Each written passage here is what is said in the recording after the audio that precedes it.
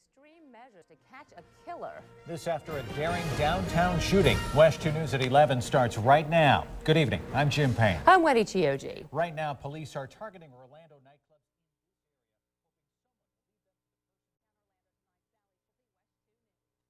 A major security scare today in Washington after a small plane flew into restricted airspace.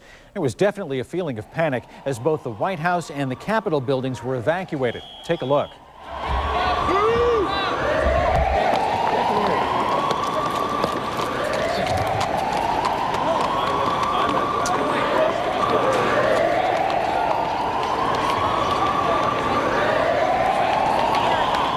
That small plane did manage to get within 3 miles of the White House before fighter jets got the pilot's attention and coaxed him to the ground.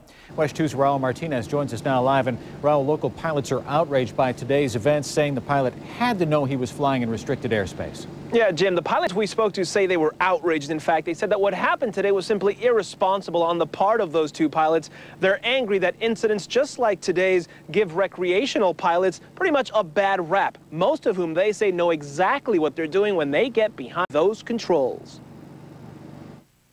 They screwed up.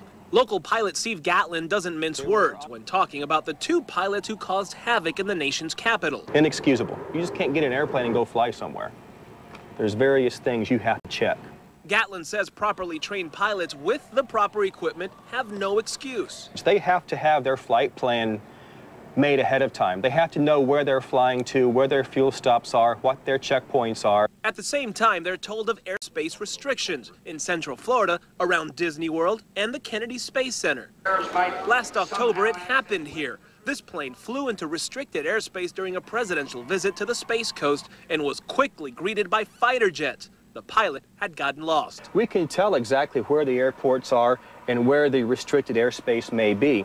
Onboard screens and updated aeronautical charts tell them exactly where they can and can't fly. The DC charts are clearly marked. I think they were idiots. I think it was very uncalled for. They should not have done that, and they need to be punished for it.